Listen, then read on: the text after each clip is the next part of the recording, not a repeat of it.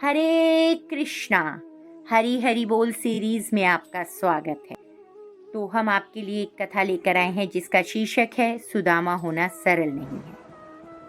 और कथा शुरू करते हैं। और जैसे ही द्वारकाधीश ने तीसरी मुट्ठी चावल उठाकर फांक लगानी चाहिए, रुक्मणी जी ने उनका हाथ पकड़ लिया और कहा, क्या भाभी के लाए इन स्वादिष्ट चावलों के स्वाद का सारा सुख अकेले ही उठाएंगे स्वामी? हमें भी तो ये सुख उठाने का अवसर दीजिए। द्वारकाधीश के अधरों पर एक अर्थपूर्ण स्मित उपस्थित हो गई। उन्होंने चावल वापस उसी पोटली में डाले और उसे उठाकर अपनी पटरानी को दे दिया। सुदामा के साथ बातें करते हुए कब कृष्ण उनके पांव दबाने लगे, ये सुदामा को भी नहीं पता चला। सुदामा सो चुके थे, किंतु श्री कृष्ण अपनी ही सोच में मग्न थे। उनके पांव दबाते हुए बचपन की बातें सोचते चले जा रहे थे कि तभी रुक्मणी ने उनके कंधे पर हाथ रखा। कहा, श्री कृष्ण एकदम चौंक गए। पहले उन्हें देखा और फिर सुदामा को, फिर उनका आश्चर्य समझकर वहां से उठकर अपने कक्ष में चले गए। श्री कृष्ण की ऐसी मग्न अवस्था देखकर रुक्मणी जी ने पूछा, स्वामी, आज आपका व्यवहार बहुत ही विचित्र प्रतीत हो रहा है। आप जो इस संसार के बड़े से बड़े सम्राट के द्वार का आने पर भी उनसे तनिक भी प्रभावित नहीं होते हैं, वो अपने मित्र के आगमन की सूचना पर इतने भाव विह्वल हो गए कि भोजन छोड़कर नंगे पांव उन्हें लेने के लिए भागते चले गए।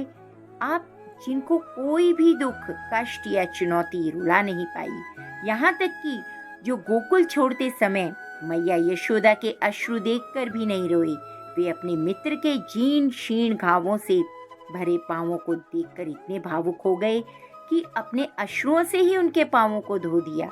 कूटनीति, राजनीति, ज्ञान के शिखर पुरुष आप अपने मित्र को देखकर इतने मग्न हो गए कि बिना कुछ विचार किए उन्हें समस्त त्रिलोक की संपदा एवं समृद्धि देने जा रहे थे। श्री कृष्ण ने अपनी उसी अमोदित व्यवस्था में कहा, वह मेरे बालपन का मित्र है रुक्मणी, परंतु उन्होंने बचपन में आपसे छुपकर वो चने भी खाए थे जो गुरु माता ने उन्हें आपसे बांट कर खाने को कहे थे। अब ऐसे मित्र के लिए इतनी भावुकता क्यों? सत्यभामा ने भी अपनी जिज्ञासा रखी। श्री कृष्ण मुस्कुराए। सुदामा ने तो वह कार्य किया है सत्यभामा कि समस्त सृष्टि को उसका आभार मानना चाहिए। जो चने उसने इसलिए नहीं खाए, वो चने कि उसे भूख लगी थी, बल्कि उसने इसलिए खाए क्योंकि वो नहीं चाहता था कि उसका मित्र कृष्ण दरिद्रता देखे।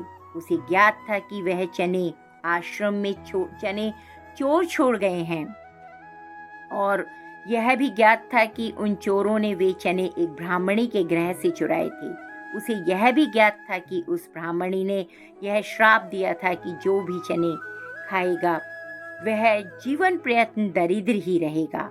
सुदामा ने तो वही चने इसलिए खाए, मुझसे छुपाकर इसलिए खाए ताकि मैं सुखी रहूं। वो मुझे ईश्वर का कोई अंश समझता था, तो उसने वे चने इसलिए खाए क्योंकि उसे लगा कि यदि ईश्वर ही दरिद्र हो जाएगा तो संपूर्ण सृष्टि ही दरिद्र हो जाएगी। सुदामा ने संपूर्ण सृष्टि के कल्याण के लिए स्वयं का दरिद्र होना स्वीकार किया। इतना बड़ा त्याग रुक्मणी के मुख से स्वतः ही निकला। मेरा मित्र ब्राह्मण है रुक्मणी, और ब्राह्मण ज्ञानी और त्यागी ही होते हैं। उसने उनमें जन कल्याण की भावना कूट कूट कर भरी होती है। इक्का दुक्का अपवादों को छोड़कर यदि देखा जाए तो ब्राह्मण ऐसे ही होते हैं। अब तुम ही बताओ, ऐसे मित्र के लिए हृदय में प्रेम नहीं हो तो फिर क्या उत्पन्न होगा प्रिय?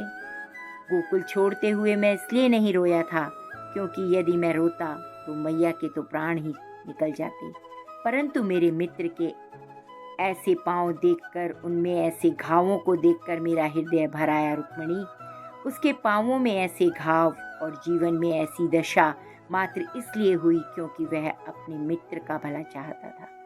पता है रुक्मणी, परिवार को छोड़कर किसी और ने कभी कृष्ण का इतना भला नहीं चाहा। लोग बाग तो मुझसे अपना भला करने की ही अपेक्षा रखते हैं। बस सुदामा जैसे मित्र ही होते हैं जो अपने मित्र के सुख के लिए स्वेच्छा से दरिद्रता एवं कष्ट का आवरण ओढ़ लेते हैं। ऐसे मित्र दुर्लभ होते हैं।